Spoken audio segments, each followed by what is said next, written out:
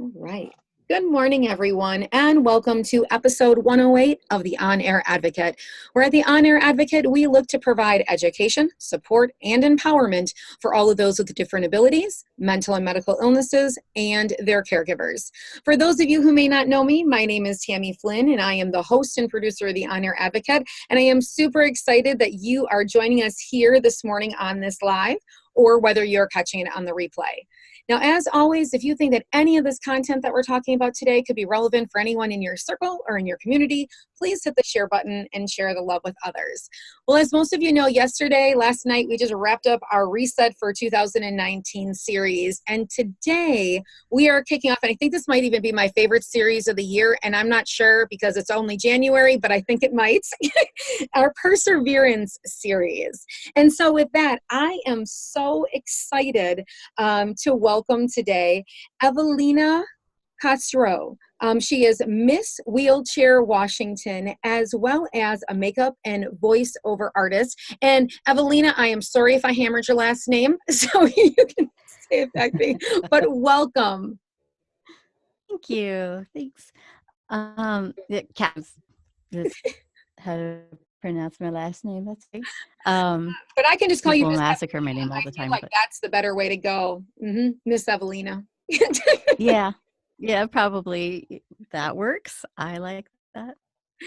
And so I'm so excited that you are here today kicking off this series, because reading your personal journey, your story, is so inspiring and just has so many layers to it as you have gone through different decades of your life. And so I really want you to share not only kind of that beginning story of your personal background of what health conditions and whatnot that you have, but then how that personal journey kind of started from that grade school to middle school, high school, and where we are now. Okay. I was born with Spina Bifida, and I use a manual wheelchair to get around. I can't walk, but I did walk with the assistance of crutches and braces until I was 10 years old, when I broke one of my legs, and it was just a hairline fracture, but the doctor cast it, and I can't couldn't straighten out my legs after that. So, so I started using a wheelchair more, and also have hydrocephalus too. I had a shunt. I didn't. A lot of us get the surgery when they're really pretty much just born, but I didn't get my surgery until I was 5 years old, because I started suffering from migraines for a year, and then they found out I had hydrocephalus a little later on. Can you explain to when the I was 5, actually had. I'm sorry to stop you. Can you just explain to the audience, just before we go any farther, a little bit about spina bifida and a little bit of what a hydrocephalus is, in case they don't know? Oh, spina bifida, the spine early on in a pregnancy doesn't quite form properly, and so there's gaps in the nerves and stuff like that. I'm technically paralyzed down, but I do have feeling until about my knees. Okay. It affects, there's different levels. There's spina bifida, meningocele, I think is how you say it, and that's the form I have, which is the most severe. There's also spina bifida occulta and cystica, I believe. That's when it cysts on the spine, and spina bifida occulta, I think, is the most mild form, where you could barely know the thing is with the person. Like maybe they walk a little funny or something, but a lot of people can walk. So they don't have as many bifida. mobility challenges. Yes. Okay. Yeah. And I just happen to have the worst form technically, but I don't feel like I do, because I'm really lucky to be the way I am. Mm-hmm. So, and hydrocephalus is fluid on the brain, basically, that stays there. It needs to be drained, and so doctors shunt and drain it. And I think there's a couple of different shunts, one that heart and one that either into the heart or around the heart. I'm not sure with that one. The one I have drains into my or drained into my abdomen. Okay. Um, so yeah, so when I that and I only had the shunt from the age of 5 until 12.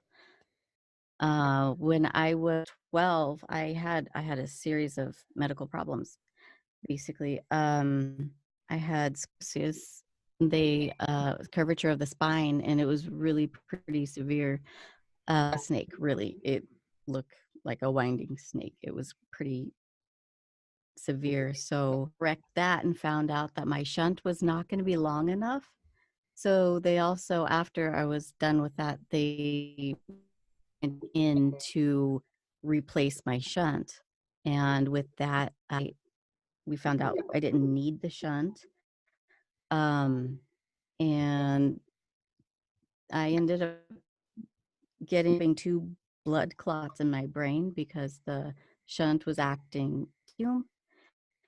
And they put me in a medically induced coma. I don't know how long I was in the coma, but yeah, I stayed in the hospital. Actually, okay, back up a little bit. I developed in 6th grade, I developed a pressure sore due to my scoliosis. And I was homeschooled for a little while. At that time, it was teaching, like doing the homeschooling. The teacher came to the house. And so the whole 6th grade, I had that. I was I was basically in the hospital for the entire year, and bed bound and everything. It really kind of messed me up in the head for a little while because Right. You you were can still in only that preteen be age. so You were still in that preteen age going exactly. on. So that's a hard time, especially when that's such a crucial time of, developing friendships and relationships with, your peers at school and all of that to be in bed for a year. Yeah, and it really didn't help that also I was extremely shy growing up as a kid. I was painfully shy. Not around family, but yeah, around people I didn't know, school, and I talking to teachers through high school was ridiculous. I was painfully shy. And yeah, actually in 6th grade, a couple of boys wanted to fight me. I don't know why, I don't know what that was about, but luckily I do come from like a fairly large family too. I'm the second oldest of 5 kids, and her brother decided when I told him that he was going to go scare the guys, and he did. So I got away with that. So that But leads into that question. In that yeah, elementary years and middle school years, obviously at that time, 6th grade, 7th grade, were you in a wheelchair at that time? Did you need to utilize the wheelchair at that time? You were done with yes, I was crutches and in all of that. a chair full time. And so, what was Yeah. some of the adversity and challenges in middle school that you really had to endure that you felt were there? And as you transitioned onto high school, do you feel that it was better or worse? Um, Elementary school to middle school, I started going to a public school at first, but then actually, yeah, public school for like kindergarten, 1st grade, second and second, third, fourth, and part of fifth. I went to a Catholic school. Okay. Um, Tough because people made fun of me over there, and I got my first detention, but my parents were kind of proud at that because I was trying to stick up for myself. Somebody Advocate called for yourself. wheelchair a stroller. Yeah, exactly. And being so shy, I was just like, it was so I had to. We were passing, we were doing it through passing, and we weren't allowed to. We got caught and sent to the principal. But my parents didn't mind actually because I was acting for myself, like you said. hmm So did you find that, so going to transitioning to different schools, that was a struggle, and some of the kids with some different bullying behaviors and whatnot that way? Did you find that as you transitioned into high school that was harder or easier? In a there was less of the bullying and just being made fun of.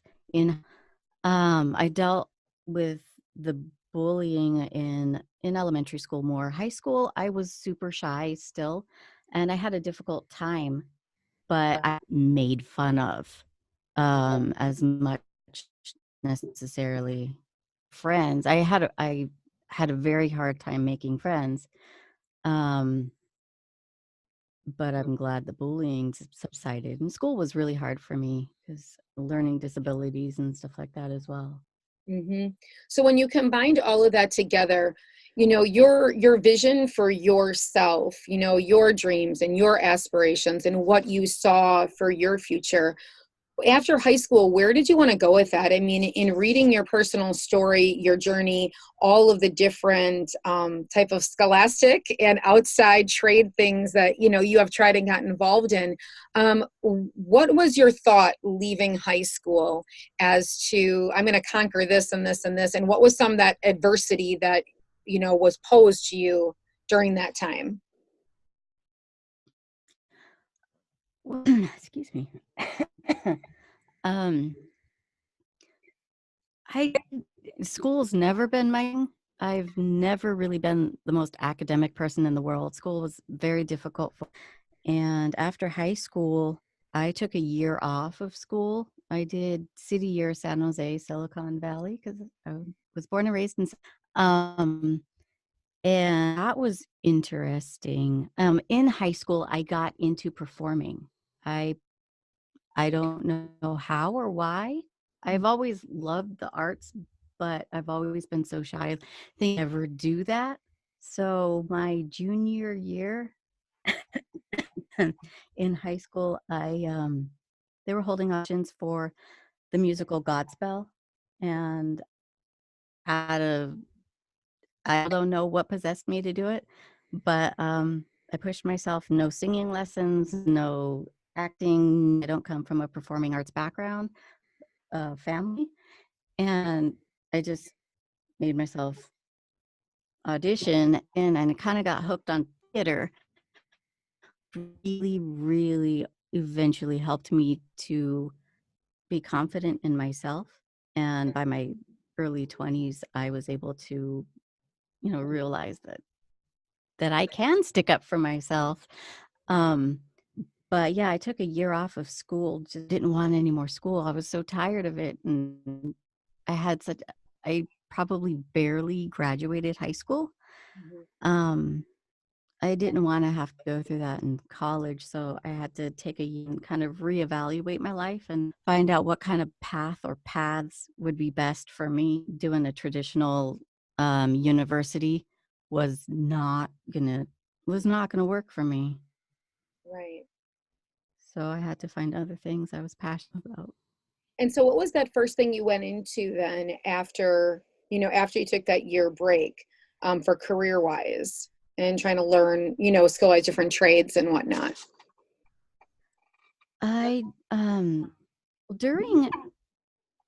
during City Year San Jose, so just during City Year, I don't want to say the whole thing.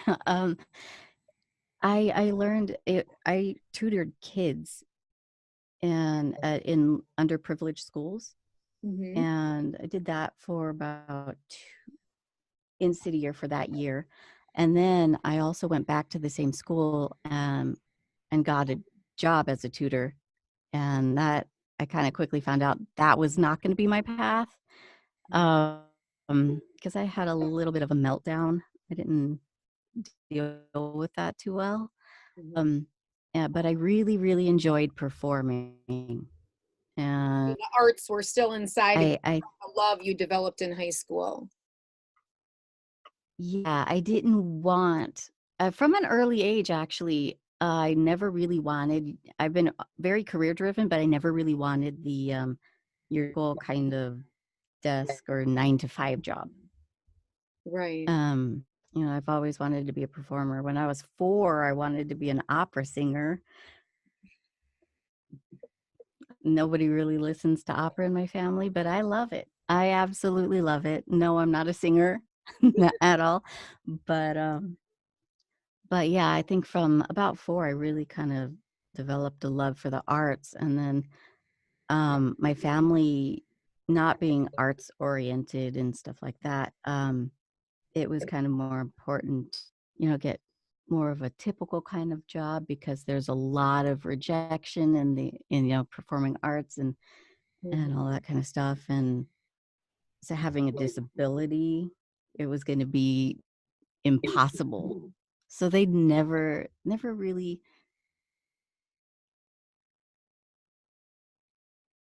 just going to be So you're frozen for one moment. one. I think I There you go.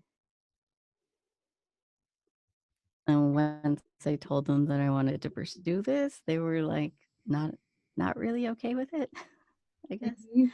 Um, uh, um, I totally lost my mental track right now.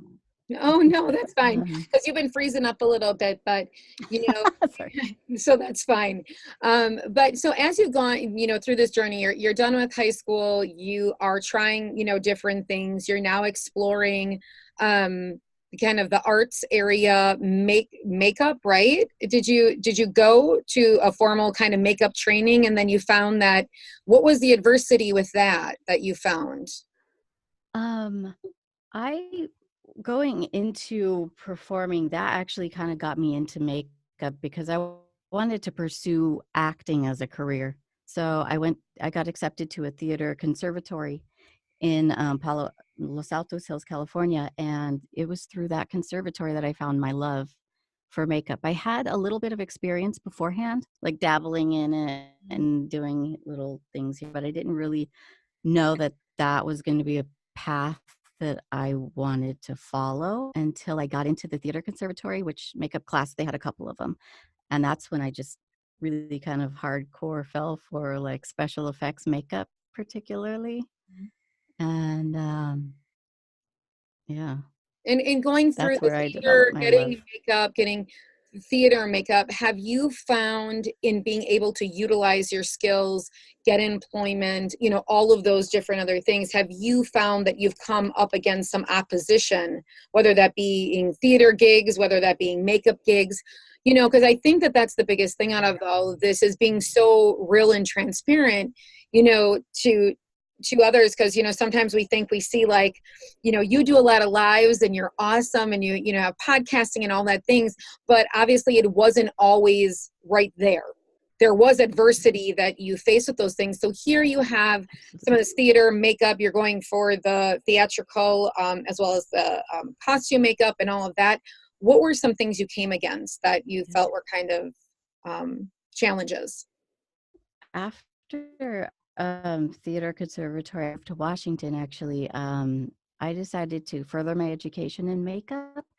And so I was looking at schools to apply. I saw this one school that had an amazing long special makeup program that I really wanted to be a part of. And so I went to an open house and I was basically told by one of the makeup instructors, they would not accept me into their program because I'm not hireable, because in Hollywood, people do not hire wheelchairs, people with any kind of issues. And so I was not going to be accepted into it. And well, I think it was I I appreciate his honesty. Um, that was a hard pill to swallow, Right. so I didn't know if that was going to be something. Mm-hmm. So, Definitely. And I'm sure at that point for you, I mean, extremely shocking that, this is something that you're going to get an education on, that somebody would even burst to say something like that, you know, right. like there's never been anyone that has faced adversities or had physical challenges that does makeup or hair or is in theater, Right, you know? exactly. And even like in acting, I came up, there were a lot of issues with that. A lot of directors kept on telling me, I cast because they were not accessible or because the character wasn't written to have a disability and stuff like that. And I got turned down many, many times in acting. And so I kind of thought that going into makeup might be an easier thing to get to, and then to be faced with that, I was just kind of like, okay. Um, I didn't really know what to do, but I did apply for another program at a school, and got accept. Well, it wasn't really one of those where you get accepted. It was there were no. Okay, so I Perimeter. talked to the person who started the school. Sorry, huh? There were no And perimeters to no start. real prerequisites, I guess, but they're kind of for the course I wanted to take, which was prosthetics. Hmm. I guess they kind of like it if you have I think they said something about having some kind of experience of like some kind of knowledge Hmm. in prosthetics, I guess, because of the theater conservatory I went to. Um, I did the makeup course for that, so I had some little knowledge. So I ended up taking the prosthetics course at the school that I went to. They welcomed me with open arms, and there was also another school. This has actually nothing to do with a disability, but another school I was gonna go to for beauty, and they canceled on me. They told me that they weren't even going to be there for the course I was supposed to take because they were going to be out of town at makeup stuff at, for like 24 hours before I was supposed to leave on an airplane and fly to Southern California. Oh my goodness. So So I mean, so many challenges and so much adversity. So when individuals are listening, I mean, you have one different, competitions, you have multiple different facets of, social media avenues that you speak to others on and teach others on. Where was that shift in your mindset that kind of happened, that though you have faced this, these challenges that have been, posed on you, that you just, kind of flipped your mindset to be like, I'm doing this. And I mean, like, how did you even apply to be in the Ms.Wheelchair? I mean, how did that come about? actually, speaking of that, that's what I was going to say, that it was Miss Wheelchair Washington that really my attitude, and it really was a lot for me because also growing up, I didn't have a lot of friends like think I mentioned, but I didn't really have friends with disabilities because I was really kind of standoffish with a lot of people because I didn't want to fall into that stigma of, you know,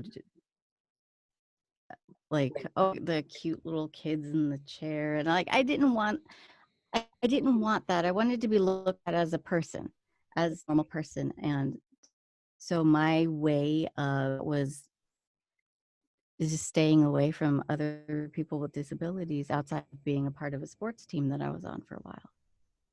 And so when And you Miss did that Wheelchair Wash, competition, it was like embracing. It was like embracing you. exactly, yeah. And actually, a friend of mine that I met at a Spina Bifida conference that I went to, the only one that I ever went to, I think, convinced me, and I didn't really take her serious. So I said, okay, well, we'll just go through the motions of it and see how it goes. And then if I get, then I'll really take it serious. Well, out of my surprise, I won the title. So So it's time to that, embrace it. yeah, I had no other choice because I was now this major advocate for with disabilities, and I really had to shift my and not look at it as I really don't want to be around others with disabilities because I don't want to be looked at as somebody with a disability, you know? And it was that whole year that really changed a lot for me.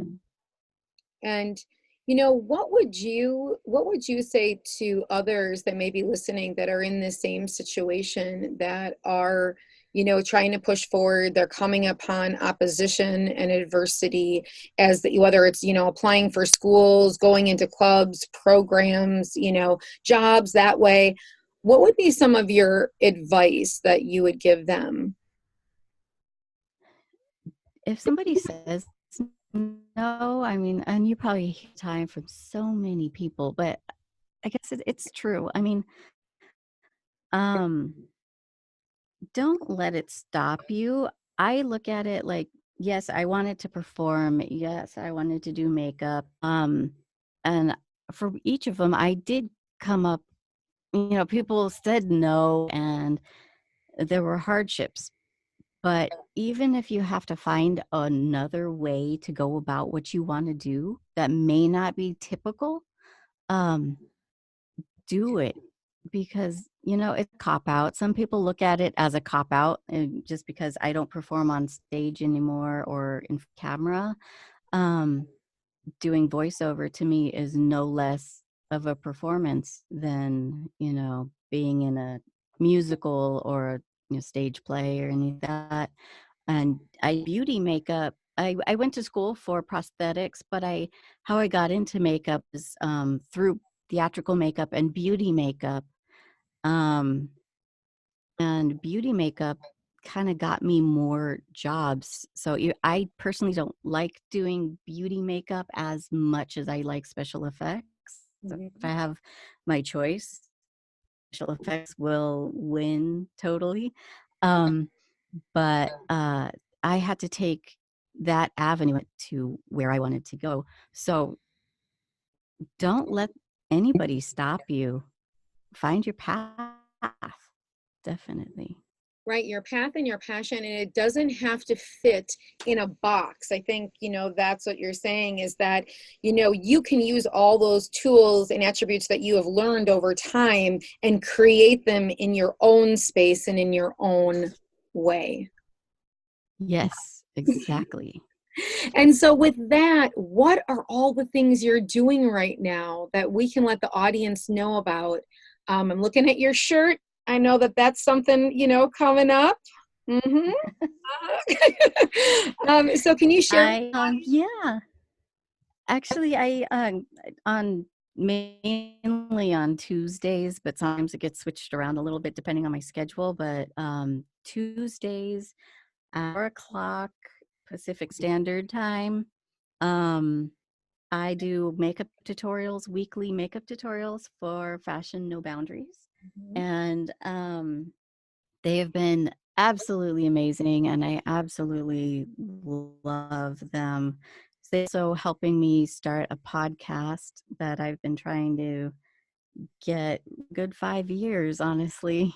But it's been so difficult because I have so much head that I want to do. I don't know how to just like let it out because I get in front of my mic and I'll just go, "Ugh, Mhm. what do I say?"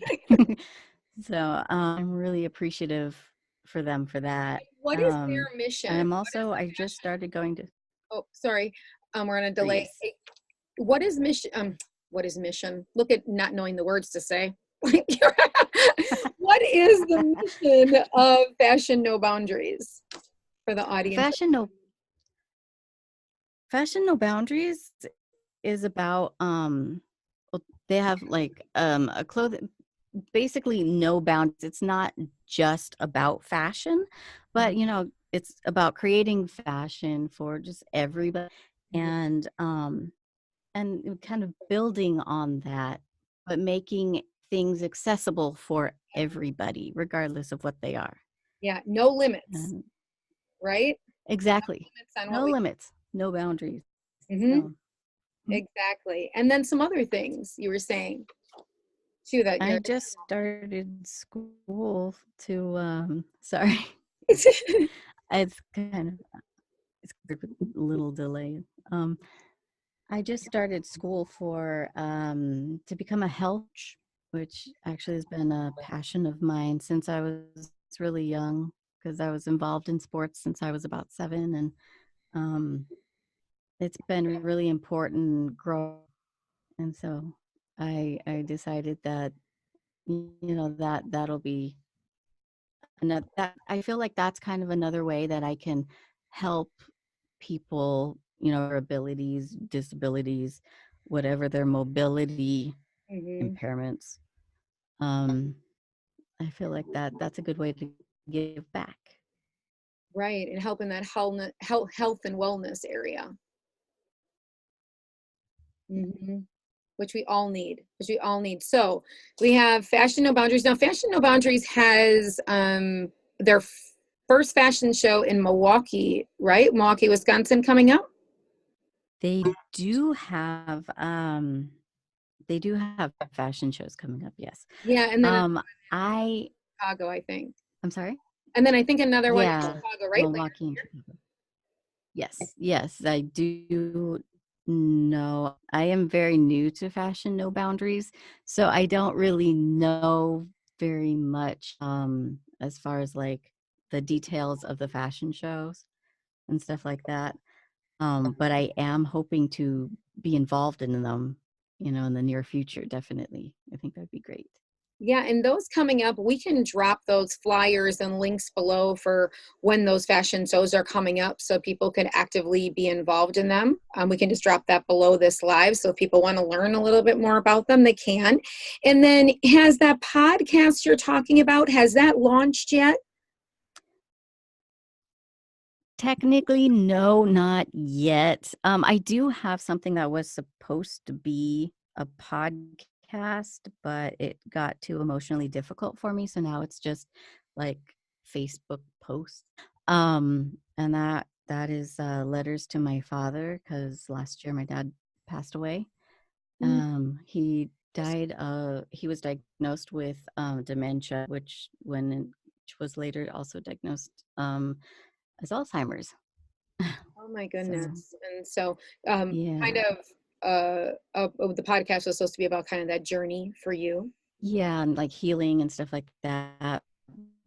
But that's really difficult for me because it puts me back into um, the exact time that whatever I want to speak about happened, Mm, and I've gotten too emotional. So right. Well, expressing it in any way that you can is always a positive thing. So whether that's on Facebook, on a podcast, in writing, I always feel like that's such a good cleansing for all of us, when we go through different traumatic situations, and the loss of our loved ones, that it's good to be able, and there, that you're not alone in that, of so many others, too. And so sometimes your message can truly, move someone, just like today, with your message of perseverance and strength within the things that you do.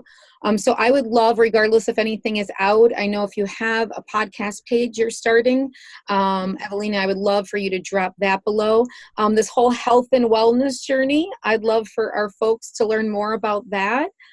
So if there's that information and content, I would love for you to drop that below as well, so that everybody can kind of get it. Oh, and makeup. And me and Evelyna were talking about this beforehand, before the show started. And for those that don't know, I have been a makeup artist for almost 30 years. And so with that, I think we're going to do a show together at some time. We just got to put a real fun, like a makeup show like you've never seen before.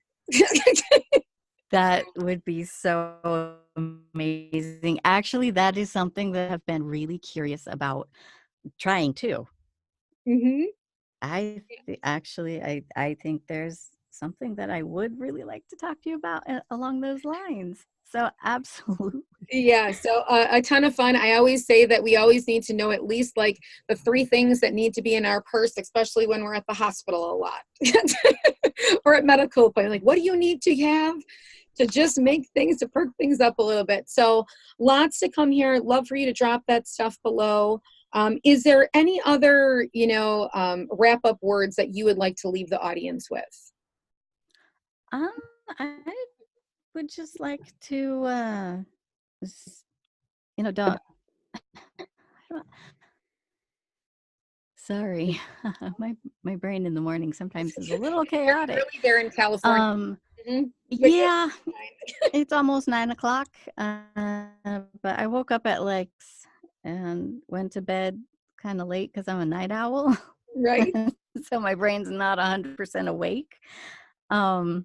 Just do what you need to do to achieve your goals. And, it may not be the typical route, like I mentioned, but everybody has their own route. Everybody has their own path. Don't let anybody tell you that because you have to take a different route, that it's wrong, it's not doable. It may take you longer. It's taken me a long time, and I'm still not where I want to be. But that's because I try and push myself to, you have to push yourself to improve and to do what you want. Otherwise, life can be really more difficult.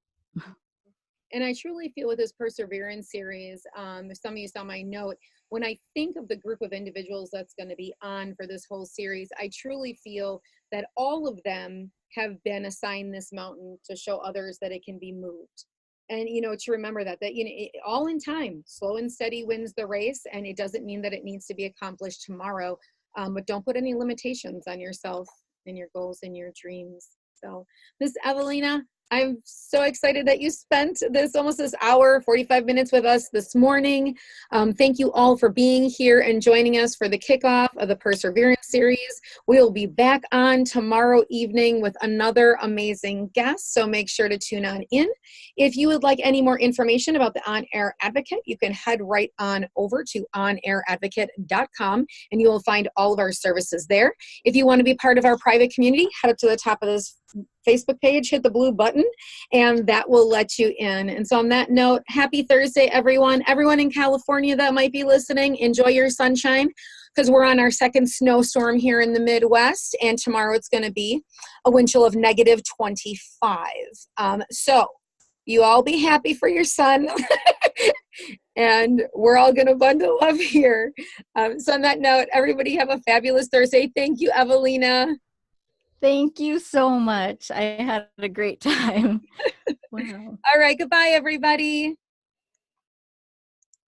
Bye.